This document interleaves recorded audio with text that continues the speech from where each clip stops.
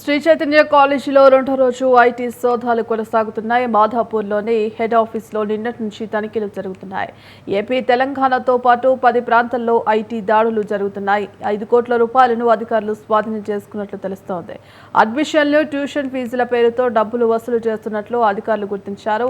లావాదేవీల సాఫ్ట్వేర్ను ఐటీ అధికారులు పరిశీలించారు. 2020లోనూ శ్రీ చైతన్య కాలేజీపై ఐటీ సోదాలు నిర్వహించింది. అప్పట్లో 11,000 కోట్ల రూపాయలను అధికారులు స్వాధీనం చేసుకున్నారు.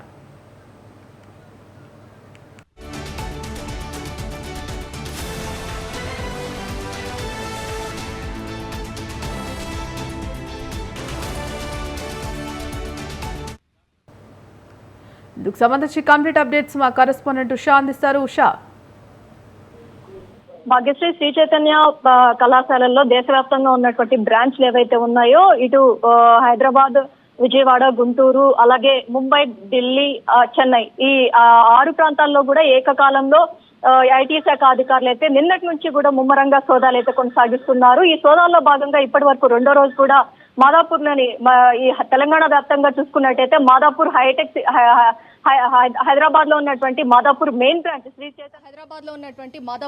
బ్రాంచ్ శ్రీ చైతన్యకి సంబంధించినటువంటి మెయిన్ బ్రాంచ్ ఏదైతే ఉందో అందులో సోదాలు అయితే విస్తృత స్థాయిలో అయితే ఐటీ శాఖ అధికారులు కొనసాగిస్తున్నారు. 2020 తర్వాత సుమారు 5 ఏళ్ల విరామం తర్వాత ఐటీ శాఖ అధికారులు శ్రీ చైతన్య కాలేజీ మీద మరోసారి కూడా దాడులు చేస్తున్నారు. తనిఖీల్లో భాగంగా ఇప్పటి వరకు చూసుకున్నట్టయితే 5 కోట్ల దాకా కూడా జప్తు చేసినట్టుగా అయితే తెలుస్తుంది. ప్రస్తుతం ఈ సోదాల్లో ఏదైతే శ్రీ చైతన్య కళాశాల సంబంధించి అడ్మిషన్లకు సంబంధించి ఫీజుల రూపంలో వీళ్ళు వసూలు చేసినటువంటి ఫీజులు కావచ్చు, అలాగే ట్యూషన్స్ రూపంలో వసూలు చేసినటువంటి రుసుములు కావచ్చు, వీటన్నిటినీ కూడా ఏదైతే అక్కడ ఉన్నటువంటి కూడా అక్కడ ఉన్నటువంటి కూఫీ మొత్తం కూడా లాగుతున్నారు.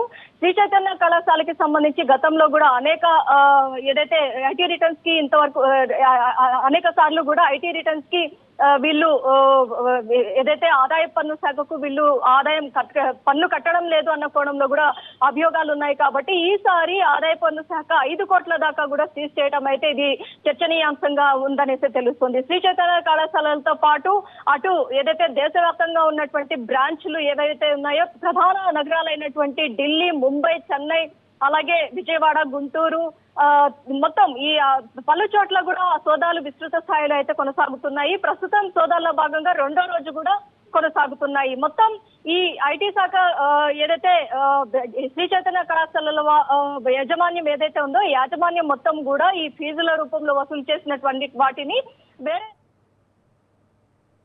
వేరే ఇతరత్ర వ్యాపార రంగాల్లో కూడా వీళ్ళు ఏదైతే ఈ వ్యాపార రంగాలకు కూడా వీళ్ళు ముట్ట చెప్పినట్టుగా కూడా తెలుస్తోంది. కాబట్టి ఐటీ రిటర్న్స్ కి కేవలం విద్యాశాఖకు సంబంధించి ఎలాంటి ఎవిడెన్సెస్ వీళ్ళు ఇచ్చారు, అలాగే ఫీజులకి సంబంధించి, అలాగే విద్యార్థులకు సంబంధించి అడ్మిషన్స్ లిస్టు కావచ్చు, అలాగే ఫీజులకు సంబంధించి సార్ట్అవుట్ కూడా మొత్తం కూడా సార్ట్అవుట్ చేసి అక్కడ ఉన్నటువంటి తనిఖీల్లో భాగంగా మాదాపూర్లో దాదాపు కూడా నిన్న మధ్యాహ్నం నుంచి చూసుకున్నట్టయితే ఇప్పటి వరకు చూసుకున్నట్టయితే దాదాపు సుమారు 2 రోజుల పాటు కూడా కొనసాగుతుంది. 5 కోట్ల మించి ఇంకా కూడా ఆదాయ పన్ను శాఖకు లభించే అవకాశం ఉన్నట్లుగా అయితే తెలుస్తుంది. ప్రస్తుతం మాదాపూర్లో ఇంకా సోదాలు అయితే కొనసాగుతున్నాయి రెండో రోజు కూడా.